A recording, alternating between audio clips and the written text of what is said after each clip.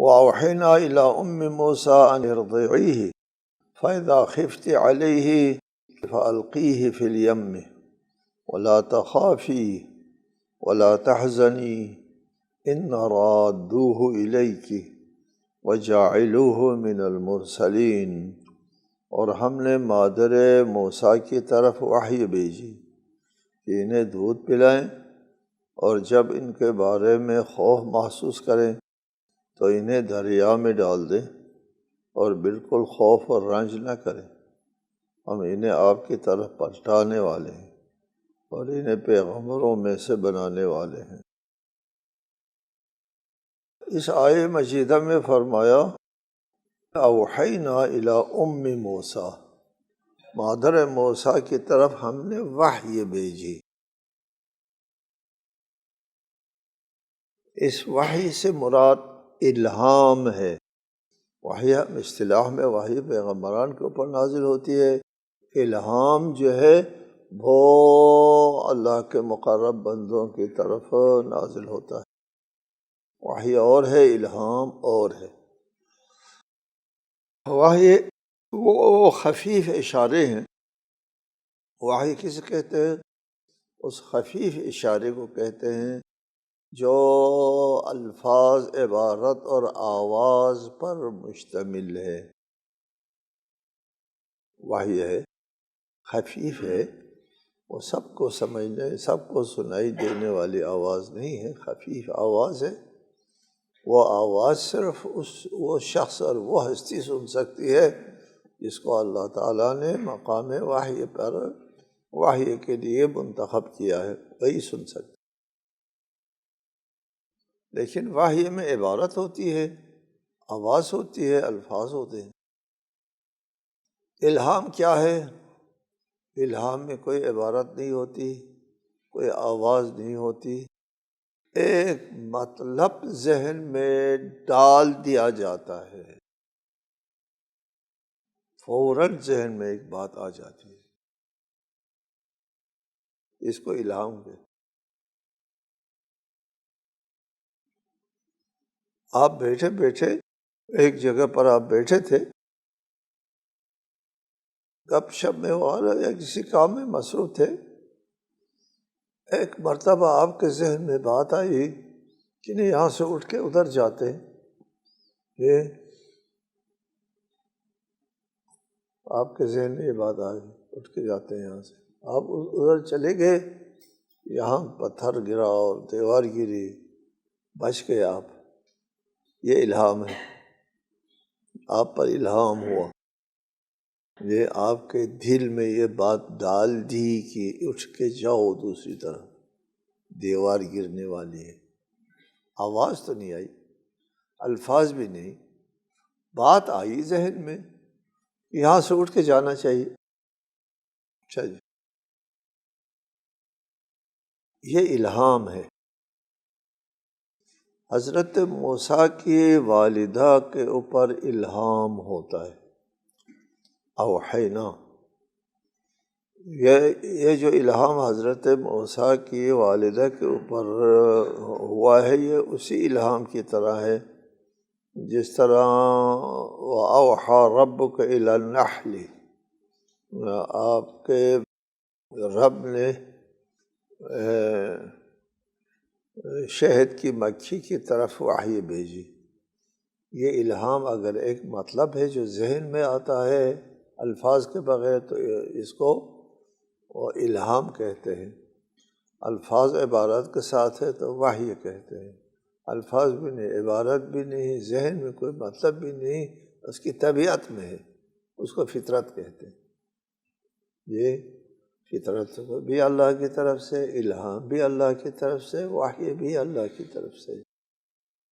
لیکن جو فطرت میں ہے اس میں یہ نہیں ہوتا اس وقت بات ڈال دی گئی اس کے ذہن میں، اس کے فطرت پہلے سے موجود، جب یہ پیدا ہوا یہ بات لے کر کے پیدا ہوا۔ جیسے شہد کی مکھی کے ذہن میں اس وقت بات نہیں ڈال دی جاتی، اس کی جبلت میں، اس کی خلقت میں، اس کی سرشت کے اندر یہ بات ڈال دی گئی ہے کہ کس طرح شہد بنانا ہے، اور اس کے اوپر عمل کرتی ہے۔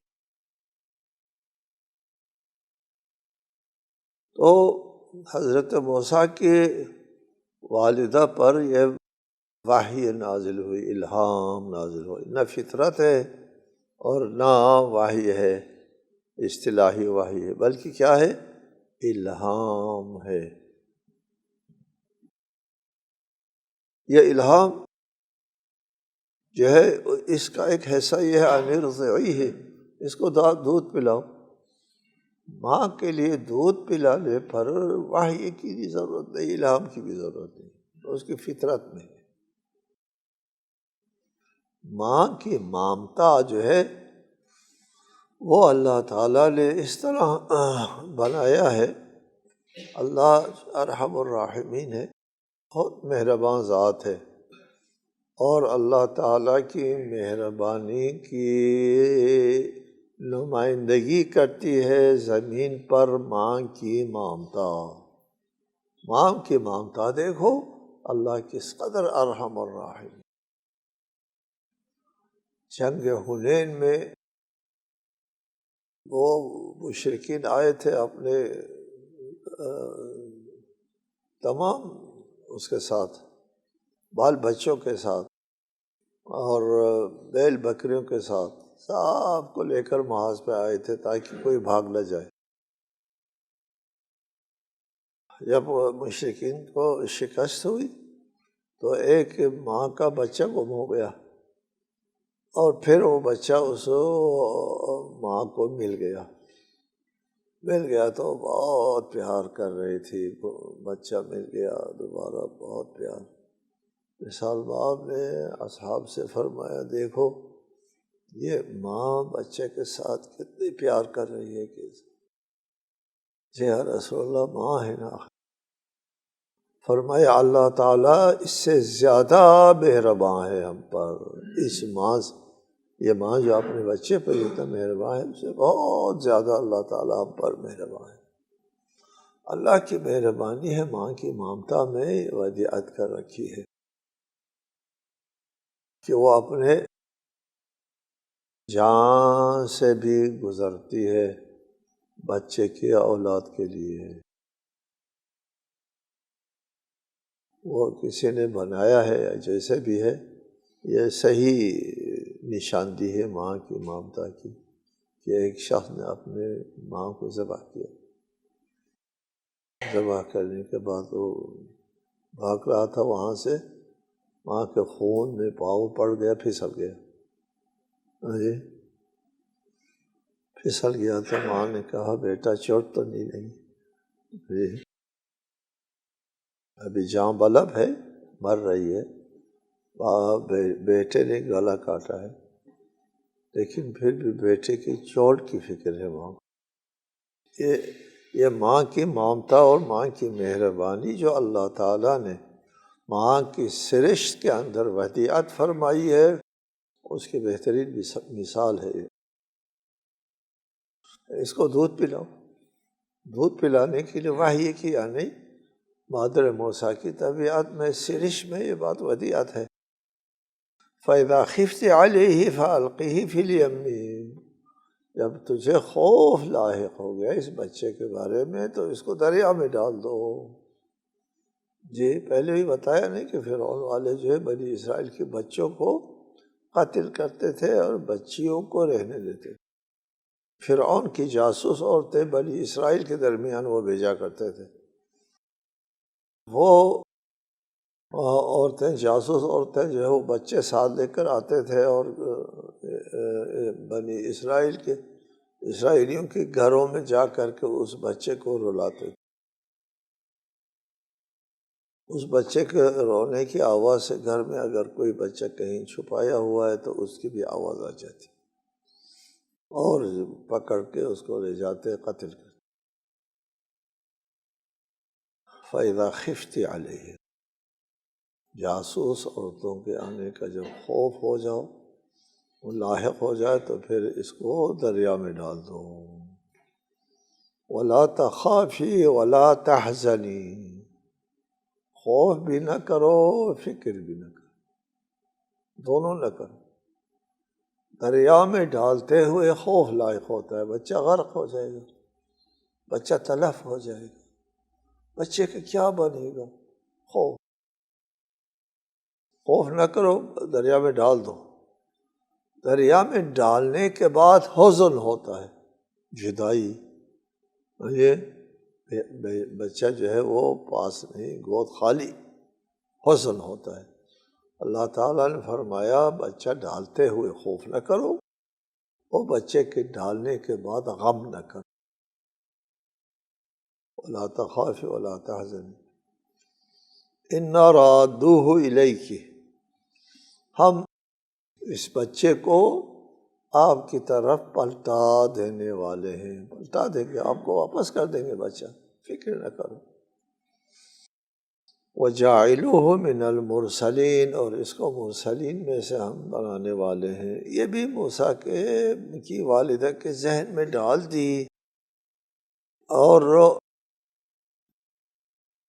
بنی اسرائیل کے لیے یہ وعدہ تھا، اور سب لوگ ایمان رکھتے تھے اور اس پر اس انتظار میں رہتے تھے کہ ہمارے لیے کوئی نجات دہندہ آنے والا ہے، وہ اللہ کا رسول ہوگا۔ سب بنی اسرائیل کو پتہ تھا اس چیز کا، اور وہ انتظار میں رہتے تھے کہ وہ رسول آنے والا ہے۔ اور ہو سکتا ہے حضرت موسیٰ کی والدہ کے ذہن میں یہ بات ڈال دی گئی، اب یہ بات آ گئی کہ وہ جو آنے والا ہے وہ یہی بچہ ہے، وَجَاعِلُوهُ مِنَ الْمُرْسَلِينَ۔ چنانچہ حضرت موسیٰ کی والدہ نے موسیٰ کو پانی میں ڈال دیا، دریائے نیل میں ڈال۔ فَإِذَا خِفْتِ عَلَيْهِ فَأَلْقِيهِ فِي الْيَمِّ، یم دریا کو بھی کہتے ہیں اور سمندر کو بھی۔ سمندر اور دریا دو مختلف چیزیں ہیں۔ ہم لوگ اس کو عربی میں نہر دجلہ، نہر فرات کہتے ہیں، روایات میں مہران کے نام سے دریائے سندھ کا، اور ہم لوگ نہر نہیں کہتے، ہم دریا کہتے ہیں، اور عربی میں اس دریا کو نہر کہتے ہیں اور سمندر کو بحر کہتے ہیں۔ اما لفظ یم دونوں کے لیے ہے، دریا کے لیے بھی استعمال ہوتا ہے اور سمندر کے لیے بھی استعمال ہوتا ہے، قرینے سے پتہ چلتا ہے۔ یہاں پر قرینہ یہ ہے کہ یم میں ڈال دیا، یم سے مراد سمندر نہیں ہے، یم سے مراد دریائے نیل ہے، دریائے نیل میں ڈال دیا، اور پھر اللہ پر بھروسہ کر کے، یہ ماں ہے، ماں کی ممتا کو صبر آ گیا، سبحان اللہ، اپنے ہاتھ سے بچے کو دریا میں ڈال دیتی ہیں اور پھر صبر کر کے بیٹھ جاتے ہیں۔ توکل بر خدا، بڑی بات ہے۔